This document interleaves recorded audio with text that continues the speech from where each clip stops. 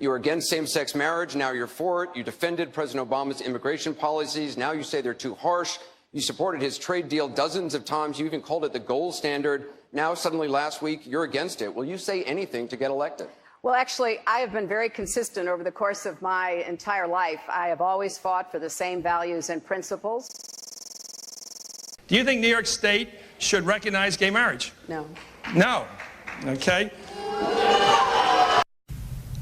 I believe that marriage is not just a bond, but a sacred bond between a man and a woman. I have not supported same-sex marriage. I have supported civil partnerships and contractual relationships. I support marriage for lesbian and gay couples. I support it personally and as a matter of policy and law. So you're saying your opinion on gay marriage changed, or you changed your mind? I have to say, I think you are being very persistent, but you are playing with my words and playing with what is such an important issue. I'm just trying to clarify so I can understand. No, I don't think you are trying to clarify. I think you're trying to say that, I used to be opposed and now I'm in favor and I did it for political reasons, and that's just flat wrong. So let me just state what I feel like you are implying and repudiate it. I have a strong record. I have a great commitment to this issue, and I am proud of what I've done and the progress we're making. Yeah, I'm sorry, I just want to clarify what I was saying. No, I was saying that you maybe really believed this all along, but, believed in gay marriage all along, but felt for political reasons America wasn't ready yet and you couldn't say it. That's what I was thinking. No, that is not true. It really is great how long you've supported gay marriage. Yes. I could have supported it sooner. Well, you did it pretty soon. Yeah. Could have been sooner. Fair point. Just in July, New Hampshire, you told the crowd you, quote, take a backseat to no one when it comes to progressive values. I take a backseat to no one when you look at my record and standing up and fighting for progressive values. Last month in Ohio, you said you plead guilty to, quote, being kind of moderate and center. Do you change your political identity based on who you're talking to? No, I think that, like most people that I know, I have a range of views, but they are rooted in my values and my experience. I get accused of being kind of moderate and center. I plead guilty. Just for the record, are you a progressive or are you a moderate? I'm a progressive. Going through the emails, there were over 60,000 in total sent and received. About half were work-related and went to the State Department, and about half were personal, that were not in any way related to my work. When you speak to the public, you say, I turned over everything.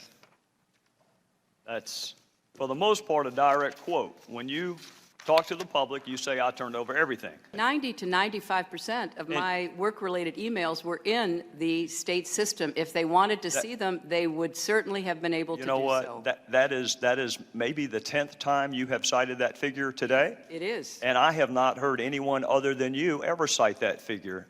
Who told you that 90 to 95% of your emails were in the State Department system? Who told you that? We learned that from the State Department in their analysis of the emails that were already on the system. The Inspector General report found that less than 1% of State Department emails, record emails, were captured. So they give a number of less than 1%, and you give a number of 90%. I have absolute confidence that everything that could be in any way connected to work is now in the possession of the State Department. This pile represents the emails that you sent or received about Libya in 2011, from February through December of 2011. This pile represents the emails you sent or received from early 2012 until the day of the attack. There are 795 emails in this pile. We've counted them. There are 67 emails in this pile in 2012. And I'm troubled by what I see here. I can only conclude by your own records that there was a lack of interest in Libya in 2012. The server contains personal communications from my husband and me. Only time I got on the internet, I did 2 emails, and I ordered Christmas presents from a reservation. Otherwise, I found people said embarrassing things on emails. I didn't want to be one of them.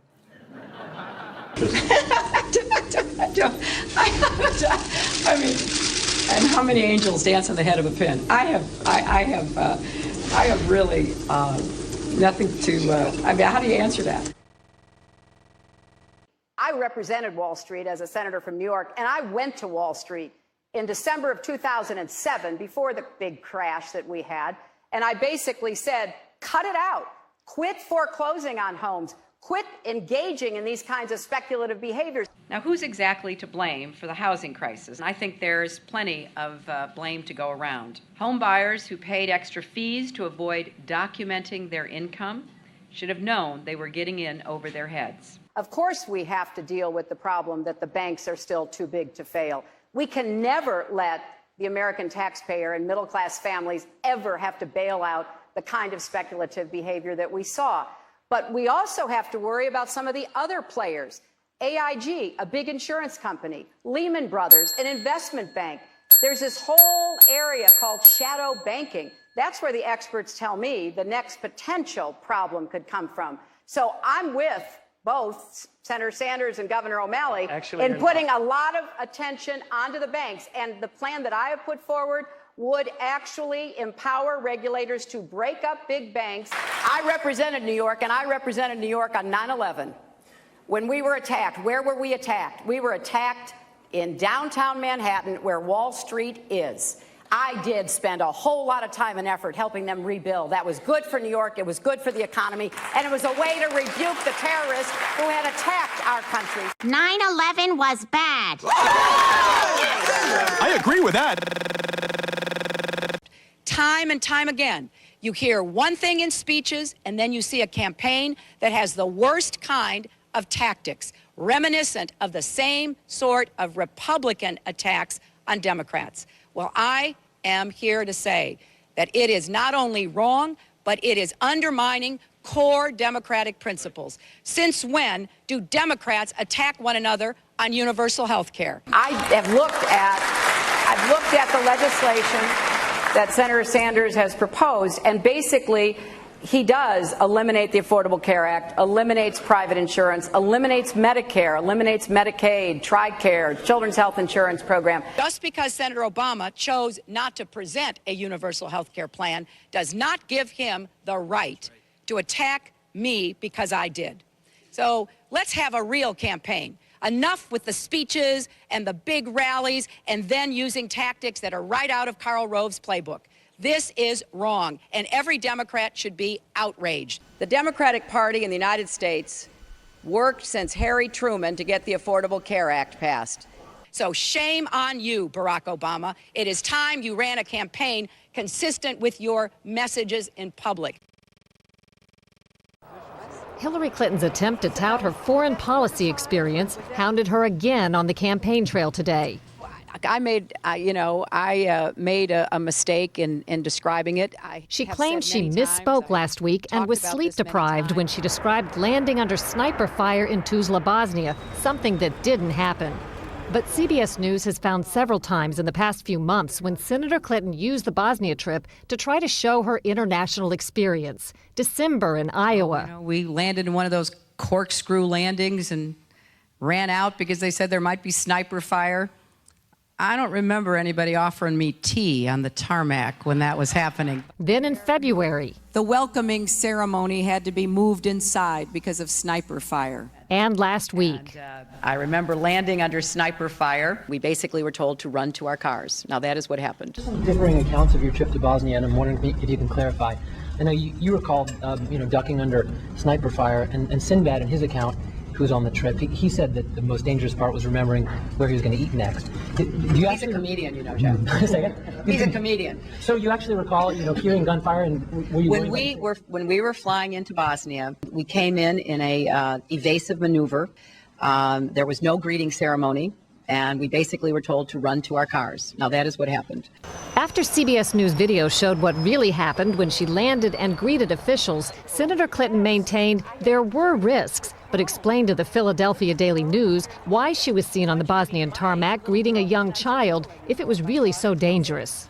I was also told that the greeting ceremony had been moved away from the tarmac, but that there was this 8-year-old girl, and I said, well, I can't rush by her. I've got to at least greet her. So I greeted her, I took her stuff, and I left. Now that's my memory of it. Good to see you. Once again, her memory doesn't match our videotape. She and her daughter Chelsea lingered on the tarmac to greet U.S. military officials, took photos. There was the group of 7th graders on the tarmac, too. And then Senator Clinton walked to the armored vehicle where she did eventually duck and enter. It was one of the highlights of President Clinton's first term, passage of the North American Free Trade Agreement, also known as NAFTA. Critics blame NAFTA for the loss of manufacturing jobs in industrial states, including Ohio and Pennsylvania. Hillary Clinton helped get NAFTA approved. She held at least 5 meetings to strategize about how to win congressional approval. She helped the White House block opposition from labor and environmental groups, and she was the featured speaker at a crucial meeting. Participants in that event said, quote, her remarks were totally pro-NAFTA. There was no equivocation for her support for NAFTA at the time. You know, I have been a critic of NAFTA from the very beginning. My concerns about NAFTA expressed years ago have been well documented and verified. I didn't have a public position on it. I have spoken consistently against NAFTA. And if you look at what I have been saying, it has been consistent. I have been consistent. You can go back and look at from the very beginning. I was one of the voices in the administration warning about NAFTA. You said it was good on balance for New York and America in 2004, and now you're in Ohio, and your words are much different, Senator. The record is very clear. Well, you don't have all the record, because you can go back and look at what I've said consistently. Oh, I think that everybody is in favor of free and fair trade, and I think that NAFTA is proving its worth. I think on balance, NAFTA has been good for New York and America. Was NAFTA a mistake? NAFTA was a mistake to the extent that it did not deliver on what we had hoped it would. Your opponents are saying that that's really part of a larger pattern with you, that you often avoid taking firm positions on controversial issues.